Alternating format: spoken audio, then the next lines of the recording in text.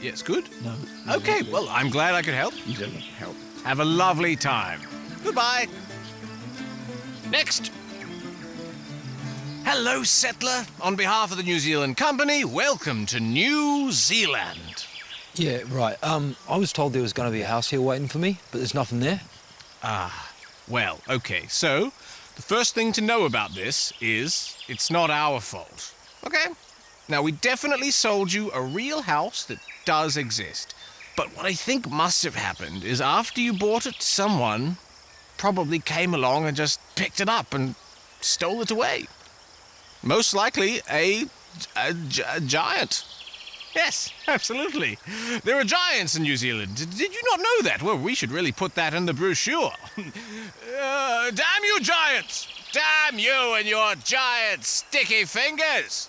Stop stealing our houses! We want to live in them! Just give them back! Well, as you can see, not much we can do about that, so... Okay, sorted? Right. Next! No. I think I know what's happening here. Yes. You guys Giants? you guys sold me a fake house that never existed, knowing full well that when I came here, I'd have no legal recourse because we're outside of British law. Okay. I will admit I wasn't 100% truthful about the giant thing. Yeah, I knew it. They don't steal houses. No. They blow them away. Out into space! That's where your house is. If you go out at night and look up into the night sky and you see a shooting star, well, that could be your house, boy. Then, make a wish.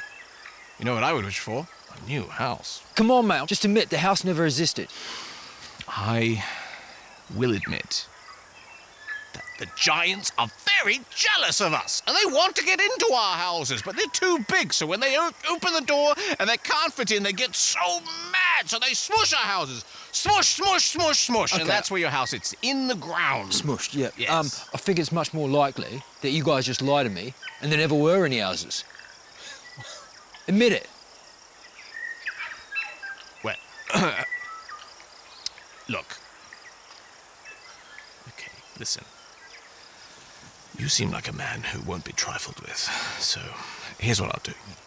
I'm going to see if I can get you an audience with the giant king. His name is Gorf, and he owes me a favor because I pulled a needle from his foot. Gorf! It is Wakefield, and I demand a meeting with you in your giant fudge castle. I won't take no for an answer.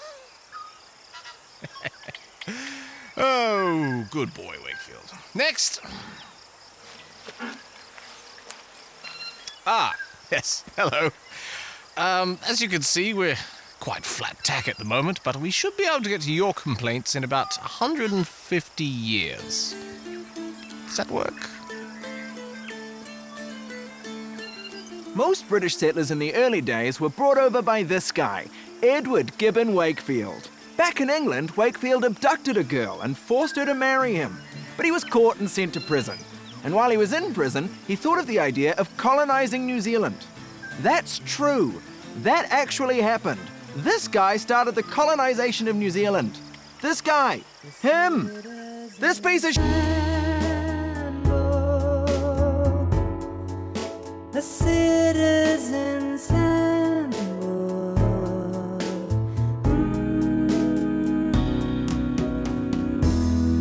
Europe had known about New Zealand since the Dutch East India Company stumbled across it in the 1600s on a racist adventure for jewels. But it was considered a bit too out of the way to be worth it for European ships, so they left it alone for a while. And then, in the 1700s, Captain Cook popped by, apparently for scientific reasons, and he used his scientific guns to kill locals and wrote a lot of notes in his little science book about how nice it would be if the English started living here. And when his science notes got back to England, the flow of foreigners making the long journey to the Pacific began. Firstly, it was just sealers getting dropped off around the coast to beat up seals. Then it was loggers as well, who came to cut down trees and haul them away on big tree boats. And in the early 1800s, whalers arrived, and they set up stations near where the whales hung out, so they could catch them and chop them up into bits. Between sailing, logging, and whaling, the Brits were a real triple threat to the environment. Most of the time, these foreigners got on well with local iwi.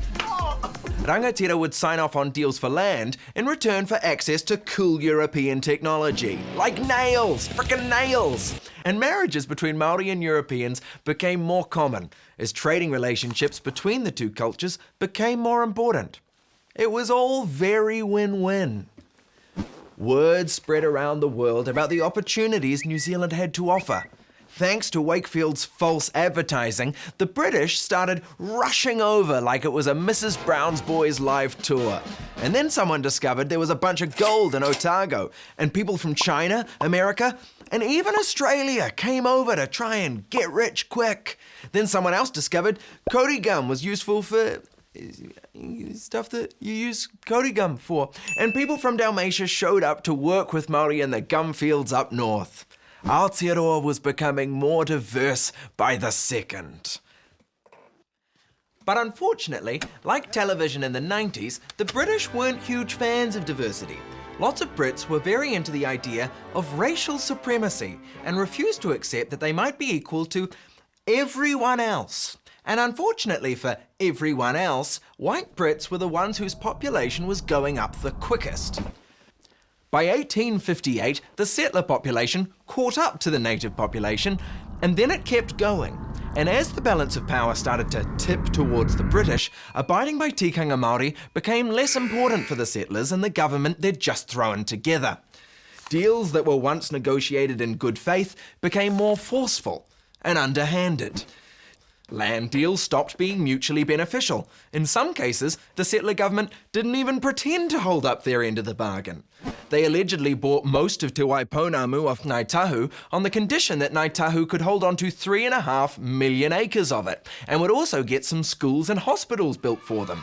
But unfortunately, the settlers were massive flakes, so none of those things happened. The settlers took all of Ngāi Tahu's land, which sucks because land is power, and if you can't look after your people, it's pretty hard to fight back. In addition to ripping people off by lying, the settler government invented the Native Land Court to rip people off with made-up laws as well, because apparently, back then, inventing a new court was just a thing that you could do. The Native Land Court forced iwi and hapu to register their land in a weird new system invented by the English. But to register it, hapu had to travel to the court for weeks at a time and just leave their crops behind to die. Not registering your land sucked because it meant it wasn't in the system and random Brits could just wander in and set up camp. But registering your land sucked too because it meant that a whole hapu's whenua was now officially owned by just 10 people, which meant that instead of convincing 200 people to part with their land, Pākehā land buyers only had to convince 10 people, one at a time. It almost seems like the whole system was built to make it easy for land to slip from Māori hands into Pākehā hands, and very hard for it to go the other way. It all really sucks. Not even registering your land and not selling it was enough to keep it, because the thing that really sucks about the British settlers is that they weren't going to stop until they got their hands on pretty much everything. So when their rigged legal system wasn't taking land from Māori fast enough, the settlers turned to war. There had been battles over dodgy deals since the 1840s, like in Northland, Waido, Wellington, Whanganui, Taranaki, and everywhere else the Brits decided to settle. But things got way worse in the 1860s when this guy got into power. George Grey was one of the British Empire's most bloodthirsty hitmen. And in 1861 he was wheeled out from colonial South Africa to start a war in colonial New Zealand. Grey assembled an army from across the empire, as well as local settler militias, and marched south from Auckland to invade the Waikato, and punish Waikato iwi for the crime of not selling their land to settlers fast enough, which is obviously not a proper reason to start a war, which makes him, yes, one of these.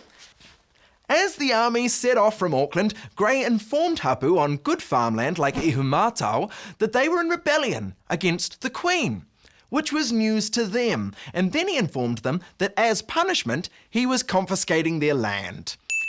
At the end of his illegal war, Grey had burned down villages, torn up gardens, devastated local Māori, and confiscated 1.2 million acres of Waikato land, which he sold to settlers to pay for the war. 100 years after signing Te Tiriti, enshrining tangata whenua's rights to full chiefly authority over their people, resources and land, British settlers had taken 95% of Māori land. It sucks really bad. The whole thing just really, really sucks really, really bad. But it's something you need to know. After all, you're a citizen of New Zealand. Sorry. A citizen